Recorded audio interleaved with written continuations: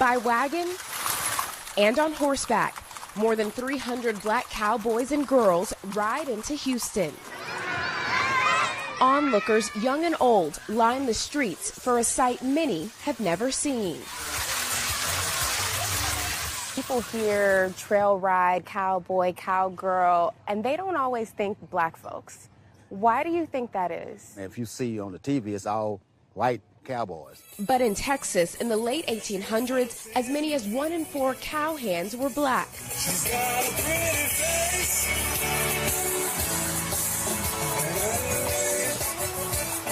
A legacy that Murtis Diteman Jr., who leads the oldest black trail ride in the country, wants to protect.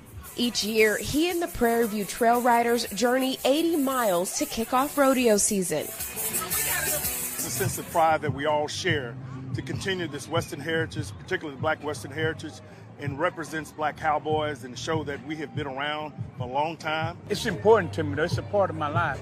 And without it, I'll be lost. Why does it matter to keep this heritage alive? That's what we are. We go cowboys for life. That's something that's been in us for all our life, and we had to keep it going. Many, including Diteman, come from a long line of cowboys. His father, Murtis Diteman Sr., known as the Jackie Robinson of rodeo, was the first black person to compete at the World Series of Rodeo in 1964. Before that, in 1957, Diteman Sr. helped found this trail ride. What's special about this group?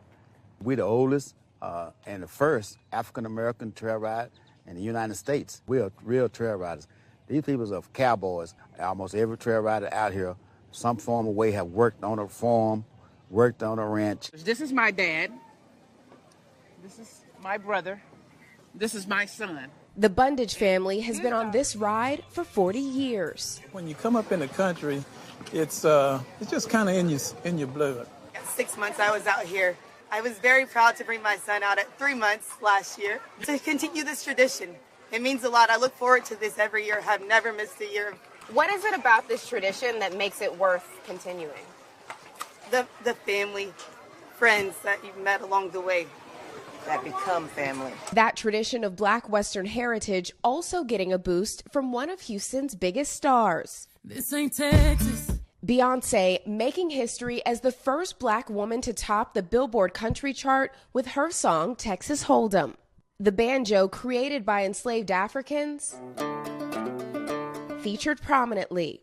Instruments and folk songs brought from Africa contributed to the foundation of country music.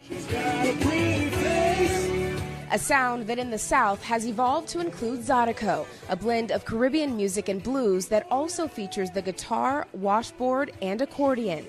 Lessons in heritage, empowering the next generation. How many hours did you all ride today? Probably about 7. Like 10-year-old Brady Russo and 16-year-old Maya Holiday. I feel like it's a big part of my history, and it goes back to where my dad was born, my dad's dad, and so on. I've learned a lot about my family that came before me. Do you feel like learning that history is important to you? So I could teach it to the family that I have that's going to come after me. Every time I come out here, I'm always happy. I always get excited when we come and ride every year. When you see these kids now carrying the flags, you see these kids working on the horses, that tells us that it's going to continue. It will never stop. Priscilla Thompson, NBC News, Houston.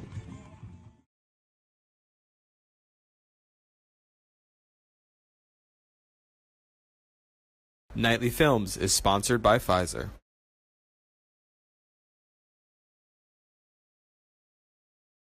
Thanks for watching our YouTube channel. Follow today's top stories and breaking news by downloading the NBC News app.